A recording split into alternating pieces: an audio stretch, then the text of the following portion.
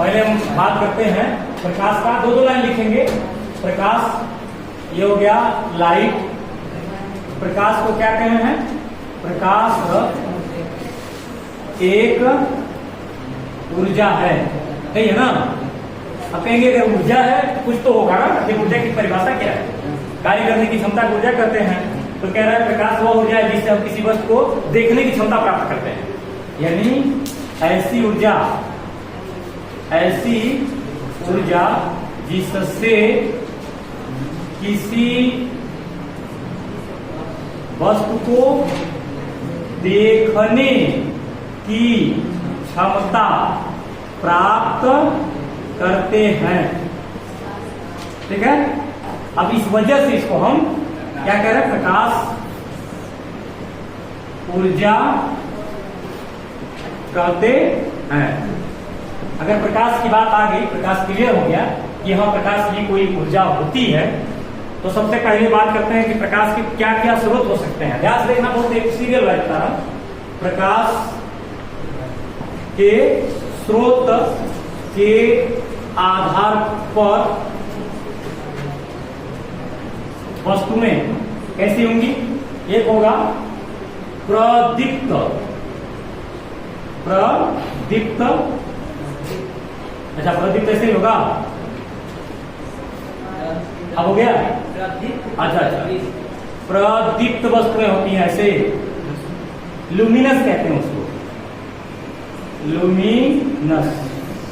और एक होता है अदीप्त वस्तुएं। अदीप्त वस्तुएं, क्लियर हो गया? प्रदीप्त वस्तुएं जो प्रकाश देने का काम करती हैं, प्रकाश के स्रोत होती हैं। प्रकाश की स्रोत जैसे में अगर नाम लें तो सबसे पहले तो सूर्य ही है। दूसरा आज के जमाने में नहीं है, पहले हुआ करता था, याद है ना? लैंप हुआ करता था, दीपक हुआ करता था, लालटेन हुआ करता था,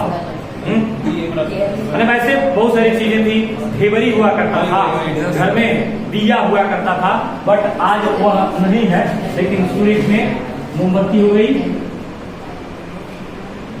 जलती हुई मोमबत्ती बात कर रहे हैं। और विद्युत बल्ब हो गया, विद्युत बल्ब क्या कितने से कम चल जाएगा। अदीप्त वस्तुएं जिसके पास स्वयं का प्रकाश नहीं होता है, यानी कह रहे हैं कि स्वयं का प्रकाश न हो, तो ऐसी वस्तु को क्या कहेंगे? अदीप्त। जैसे लकड़ी हो गया ना, पत्थर, हाँ दीवार। और कुछ यदि याद आ रहा है तो बता दो। चंद्रमा भी रखो ना इसमें, चंद्रमा, क्योंकि ये चमकता हुआ दिखने के बावजूद ये प्रकाश का स्रोत नहीं है। ये स्वयं के प्रकाश से नहीं चमकता है, इसके सतह पर सूर्य का प्रकाश पड़ता है और प्रकाश की जो किरणें हैं वह वहां से फिसल करके तब तुम्हारे तक आती हैं। उसके बाद तब तुम उसको देख लेते हो।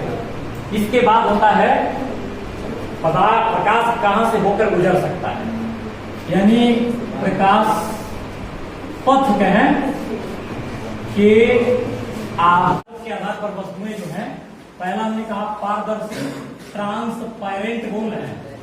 ट्रांसपेरेंट मतलब आर पार दिखाई है, यानी प्रकाश की किरणें आर पार जा सके हैं तो उन्हें क्या कहेंगे? पारदर्शी। जैसे में कोई नाम बता दो। पानी खुद है, जैसे स्वच्छ जल। दूसरा होता है, और दूसरा वायु, बोलो ना, वायु इत्यादि। शीशा भी है, कांच का टुकड़ा, और कांच का टुकड़ा है, इसको अपारदर्शी बोलेंगे। दूसरा हो गया पारभासी। अरे वो पन्नी है, उससे दिखता है पारभासी। पूरा नहीं जा रहा है, इसको कहते हैं ट्रांसल्यूसेंट, यानी ट्रांसल्यूसेंट, और ये हो गया प्रकाश की कुछ किरणें आर पार जा सके। तो ऐसे पदार्थ को पारभासी कहते हैं, जैसे मटमैला जल,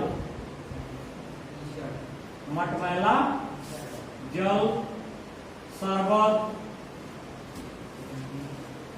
इत्यादि। अभी गाढ़ा शरबत नहीं, भाई चीनी का शरबत बना रहे हो, उसमें थोड़ा सा नींबू निचोड़ दिए तो थोड़ा सा, और क्या हो गया, और माने अर्ध पारदर्शी हो गया, माने उसमें पारभासी हो गया। भासी प्रतिबिंब बनता, उसमें कुछ बनता नहीं। और तीसरा हो गया अपारदर्शी। अपारदर्शी इसको कहते हैं ओपैक, बोलते हैं, माने नॉन ट्रांसपेरेंट, बहुत सीधे सीधे कहो, यानी प्रकाश की किरणें आर पार जा ही नहीं सकती। प्रकाश की किरणें आर पार न जा सके तो इनको क्या कहेंगे, अपारदर्शी। और जैसे में सबसे महत्वपूर्ण चीज है जैसे जानना, क्योंकि जैसे अगर जान गए तो उसके बारे में लिख लोगे। जैसे लकड़ी जान गया, लकड़ी हो गया, पत्थर हो गया, हाँ दीवार हो गया इत्यादि है, और भी चीजें जो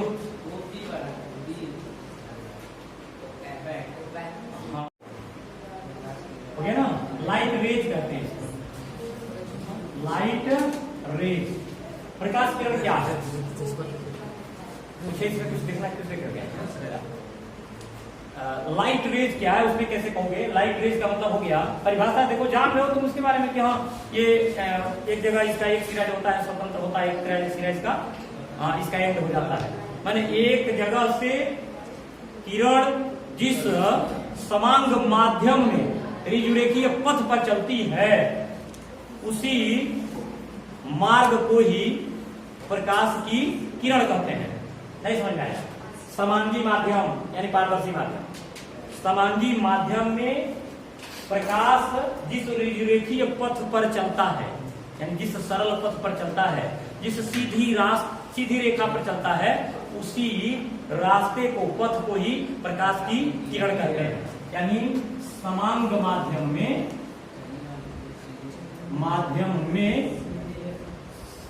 सीधी पथ पर या सरल